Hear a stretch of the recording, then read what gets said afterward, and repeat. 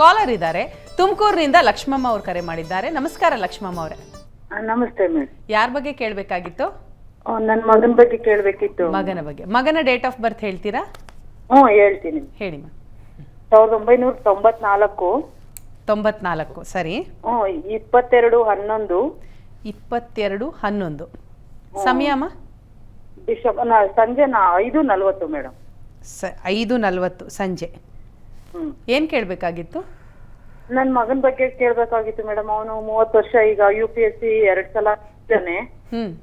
UPSC exam, competitive exam ಓದ್ತಿದ್ದಾನೆ. ಈ ಹತ್ರದಲ್ಲಿ ಬರ್ತಿದೆ, ಮಾರ್ಕ್ಸ್ ಎಲ್ಲ ಚೆನ್ನಾಗ್ ಬರ್ತಿದೆ, ಇಂಟರ್ವ್ಯೂ ಚೆನ್ನಾಗ್ ಆಗ್ತಿದೆ, ಕೈಗೆ ಸೇರ್ತಿಲ್ಲ.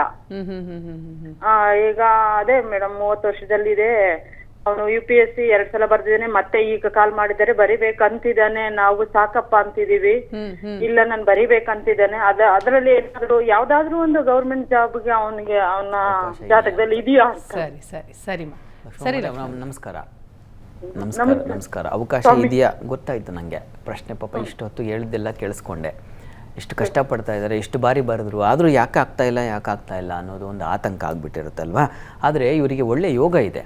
ಶನೈಶ್ಚರ ಕರ್ಮಸ್ಥಾನದಲ್ಲಿರೋ ತುಂಬ ಒಳ್ಳೆಯದು, ಬಲ ಅದನ್ನು ಶಶಯೋಗ ಅಂತ ಕರೀತಾರೆ. ಹೀಗಾಗಿ ಇವರಿಗೆ ಅವಕಾಶಗಳಾಗತ್ತೆ, ಪ್ರಯತ್ನ ಮಾಡಲಿ. ಈಶ್ವರ ಸನ್ನಿಧಾನಕ್ಕೆ ಪ್ರತಿ ಭಾನುವಾರ ಈಶ್ವರ ಸನ್ನಿಧಾನದಲ್ಲಿ ಬಿಲ್ವಾರ್ಚನೆ ಮಾಡಿಸ್ಲಿ. 108 ಬಿಲ್ವಾರ್ಚನೆ ಮಾಡಿಸಿದ್ರೆ ತುಂಬ ಫಲಕಾರಿಯಾಗಿರ್ತಕ್ಕಂಥದ್ದು. ಅದನ್ನು ಮಾಡಿಸ್ಲಿ.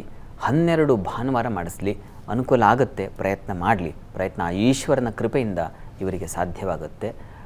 ಅವರಿಗೆ ಹೇಳಿ, ಧೈರ್ಯವಾಗಿ ಪ್ರಯತ್ನ ಮಾಡಲಿಕ್ಕೆ ಹೇಳಿ. ಒಳ್ಳೆಯದಾಗಲಿ. ಸರಿ ಶಾಸ್ತ್ರಿಗಳಿಗೆ ಇನ್ನು ಮುಂದಿನ 3 ರಾಶಿಯ ಬಗ್ಗೆ ತಿಳಿಸ್ಕೊಡೋದಾದರೆ? ತುಲಾರಾಶಿಯಿಂದ ಮುಂದೆ ಹೇಗಿದೆ ಈ ವಾರದಲ್ಲಿ ಗಮನಿಸ್ತಾ ಹೋಗೋಣ. ತುಲಾರಾಶಿಯವರಿಗೆ ವಾರದ ಆದಿಯಲ್ಲಿ ಗಮನಿಸ್ಕೊಂಡ್ರೆ ನೋಡಿ, ಸ್ತ್ರೀಯರಿಗೆ ಸ್ವಲ್ಪ ಸಾಲದ ಹೊರೆ. ಕಾರಣ ಏನಪ್ಪ ಅಂತಂದರೆ, ಇಲ್ಲಿ ಕರ್ಮಸ್ಥಾನದಲ್ಲಿ ಮಾಂದಿ ಇದ್ದರೆ ಕೆಲಸದಲ್ಲೂ ತೊಡಕಾಗುತ್ತೆ.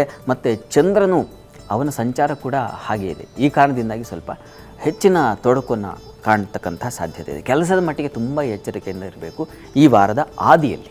ಆದರೆ ಸಂಗಾತಿ ಸಹಕಾರ, ವ್ಯಾಪಾರದಲ್ಲಿ ಅನುಕೂಲ ಇತ್ಯಾದಿ ಶುಭ ಫಲಗಳು ಖಂಡಿತ ಇದ್ದಾವೆ. ಆತಂಕ ಬೇಡ ಆ ಮಟ್ಟಿಗೆ. ಇನ್ನು ವಾರ ಮಧ್ಯಭಾಗದಲ್ಲಿ ಗಮನಿಸ್ಕೊಂಡ್ರೆ ನೋಡಿ, ಸ್ವಲ್ಪ ನಷ್ಟ ಫಲ ಇದೆ.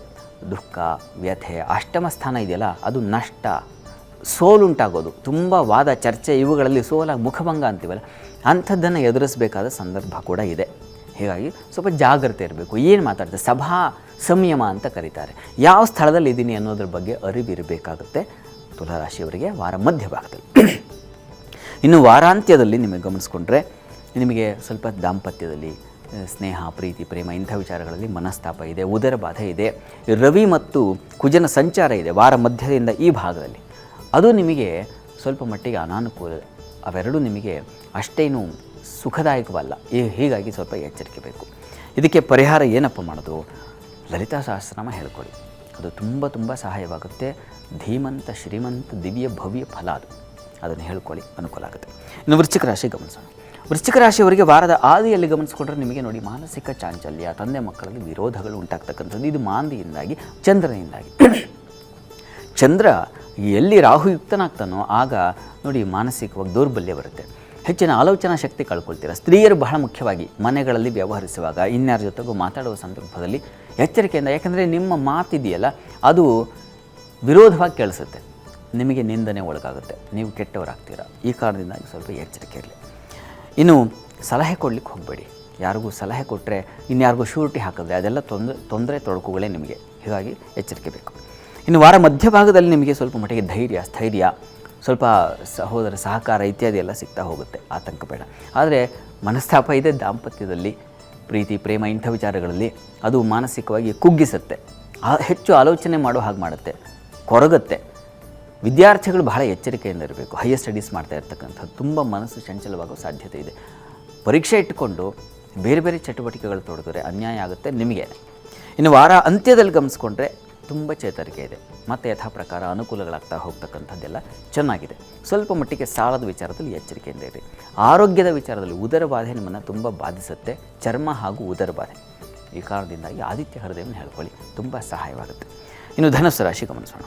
ಧನುರಾಶಿಯವರಿಗೆ ವಾರದ ಆದಿಯಲ್ಲಿ ನಿಮಗೆ ಗಮನಿಸ್ಕೊಂಡ್ರೆ ನೀರಿನ ಅಭಾವ, ವಸ್ತು ನಷ್ಟತೆ, ಅಷ್ಟಮದ ಮಾಂದಿಯಿಂದಾಗಿ, ಚಂದ್ರನ ಬಲಹೀನತೆಯಿಂದಾಗಿ. ಹೀಗಾಗಿ ನೀರಿನ ಸಂಚಾರ ಪ್ರಯಾಣ ಮಾಡ್ತಾ ಇದ್ದರೆ ಅಥವಾ ನೀರಿನ ಭಾಗದಲ್ಲಿರ್ತಕ್ಕಂಥವ್ರು, ನಮ್ಮ ಘಟ್ಟದ ಕೆಳಗಿರ್ತಕ್ಕಂಥವ್ರು ಸ್ವಲ್ಪ ಎಚ್ಚರಿಕೆಯಿಂದ ಇರಬೇಕು. ಮತ್ತು ನೀರಿನ ಅಭಾವ ಎಲ್ಲ ಕಡೆ ಇದೆ ಈಗ. ಹೀಗಾಗಿ ಚಂದ್ರ ವೀಕ್ ಆಗಿರೋ ಸಂದರ್ಭದಲ್ಲಿ ಒಂದೊಂದು ಸಲ ನೀರೇ 2-3 ದಿನ ಆದರೂ ನೀರು ಬರೋದಿಲ್ಲ. ಅಂಥದ್ದೊಂದು ಪರಿಸ್ಥಿತಿ ಈ ವಾರದಲ್ಲಿ ಅಂಥ ಒಂದು ಸಂದರ್ಭ ಇದೆ, ಜಾಗ್ರತೆ ಇರಲಿ. ಇನ್ನು ವಾರದ ಮಧ್ಯಭಾಗದಲ್ಲಿ ಗಮನಿಸ್ಕೊಂಡ್ರೆ ಸ್ವಲ್ಪ ಮಟ್ಟಿಗೆ ಬೌದ್ಧಿಕವಾಗಿ ಆಲೋಚನಾ ಶಕ್ತಿ ಹೆಚ್ಚುತ್ತೆ. ಹೀಗಾಗಿ ನ್ಯಾಕ್ ಅಂತೀವಲ್ಲ, ಹಾಗೆ ಏನು ಮಾಡಬಹುದು ಈ ಥರದ್ದೆಲ್ಲ ಏನು ತಿಳುವಳಿಕೆಯಿಂದ ನೀವೇ ಎಚ್ಚರ ಮಾಡ್ಕೊಳ್ತೀರ, ಅದು ಚೆನ್ನಾಗಿದೆ. ಆದರೆ ಸಾಲ ಬಾಧೆ ಇದೆ, ಸ್ವಲ್ಪ ದೇಹಕ್ಕೆ ಪೆಟ್ಟು ಬೀಳೋದು, ಎಡವೋದು, ಗಾಯಗಳಾಗ್ತಕ್ಕಂಥ ಸಾಧ್ಯತೆ ಇದೆ, ಸ್ವಲ್ಪ ಹುಷಾರಾಗಿದೆ. ಕೆಲಸ ಸ್ವಲ್ಪ ವೀಕ್ ಆಗಿದೆ ನಿಮಗೆ, ಯಾಕಂದರೆ ವೃತ್ತಿಯ ಅಧಿಪತಿ ಬಲಹೀನ. ಈ ಕಾರಣದಿಂದಾಗಿ ಎಡವಟ್ಟು ಮಾಡ್ಕೊಳ್ತೀರಾ, ಎಚ್ಚರಿಕೆಯಿಂದ ಕೆಲಸ ಮಾಡಿ. ವಾರದ ಅಂತ್ಯದಲ್ಲೂ ಅಷ್ಟೇ ನಿಮಗೆ ಸ್ವಲ್ಪ ಮಟ್ಟಿಗೆ ಬೌದ್ಧಿಕ ಆಲೋಚನಾ ಶಕ್ತಿ ಕಳ್ಕೊಳ್ಳೋ ಸಾಧ್ಯತೆ, ಬಂಧುಗಳಲ್ಲಿ ತೊಡಕುಗಳು, ತೊಂದರೆಗಳು, ಪ್ರಯಾಣದಲ್ಲಿ ತೊಂದರೆ, ಸ್ವಲ್ಪ ಎಚ್ಚರಿಕೆ ಬೇಕು. ವಿಷ್ಣು ಸಹಸ್ರನಾಮ ಹೇಳ್ಕೊಳ್ಳಿ, ವೃತ್ತಿ ಪ್ರಧಾನವಾದ ಅಂಶ. ಮತ್ತು ಚಂದ್ರ ವೀಕಾಗಿರೋ ಕಾರಣದಿಂದಾಗಿ ಒಂದು ಅಮ್ಮನವ್ರ ಪ್ರಾರ್ಥನೆ, ಮತ್ತೊಂದು ವಿಷ್ಣು ಸಹಸ್ರನಾಮ, ಎರಡೂ ಹೇಳಿದ್ರೆ ಬಹಳ ಒಳ್ಳೆಯದು.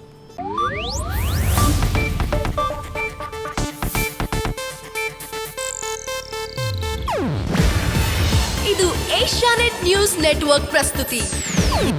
ನೀವು ನೋಡ್ತಿದ್ದೀರಾ ಏಷ್ಯಾನೆಟ್ ಸುವರ್ಣ ನ್ಯೂಸ್.